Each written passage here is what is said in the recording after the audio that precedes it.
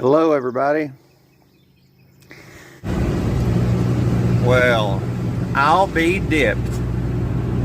Let's see, I didn't show you fixing the oil pan leak that I meant to show you. Sorry. And I didn't show you changing the fuel pump again on this car. I changed the fuel pump because I had a stock one. I finally found a good stock original Geo Metro fuel pump, and the reason I changed it was, you know, I mentioned in that one video, that was a 350 Chevrolet OBS Chevrolet fuel pump I had in this car, and the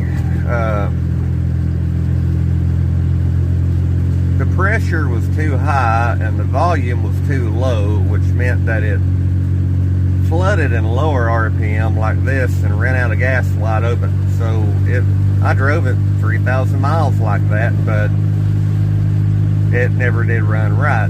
So yesterday, before it started raining like it is right now, I put another fuel pump in the sending unit in the car, and still don't have a gas gauge. I guess that's not related.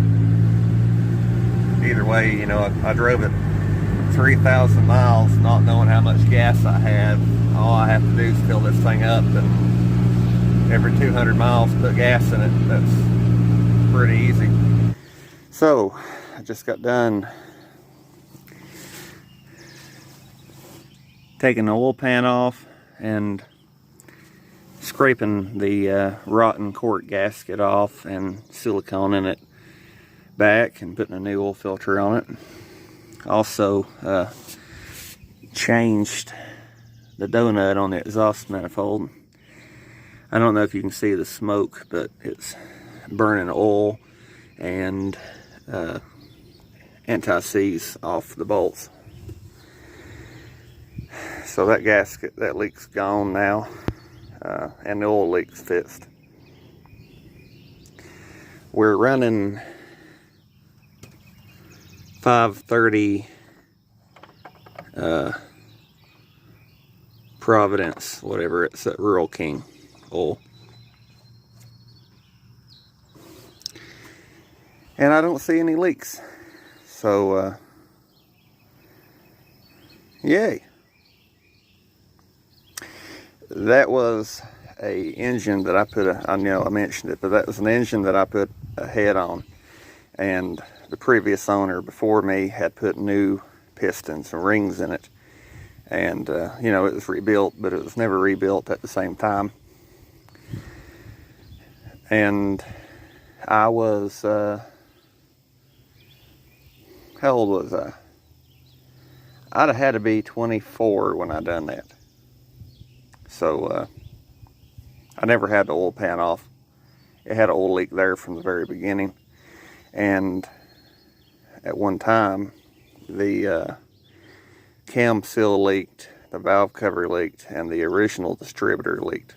But the distributor was leaking because of an internal seal. But now, it's all good. There's another project. I'm not starting on it yet, but I wanted to show you. It's raining a little bit. I'm kind of standing under a cedar tree. It'll be a month or two before I show anything else other than this about that car. But it's a 1977 Nova. That car has set for 20 years. Hasn't ran in 20 years. Has 91,000 miles on it. It's a 250 straight six automatic. It's got air, power steering.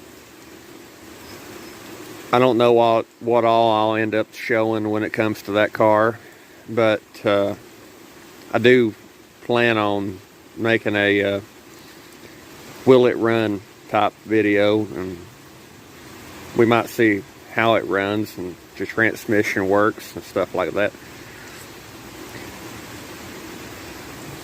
Don't really know what all I'm going to end up showing. You know, a Nova like that one's a little bit different than the Chevelles and stuff.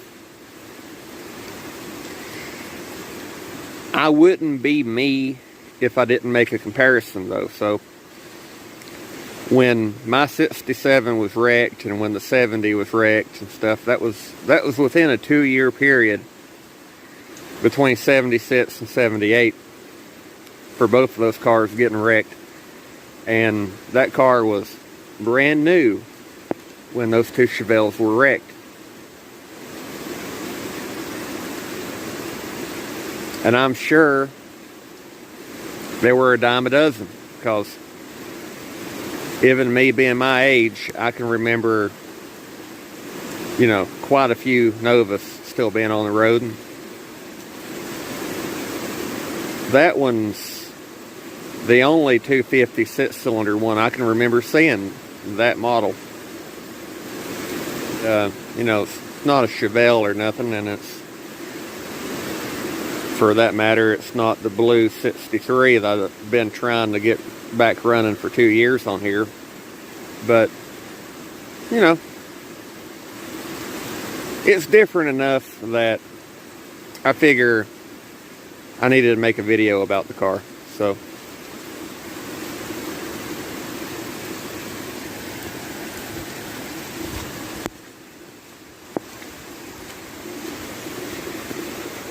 I'll show you some more soon.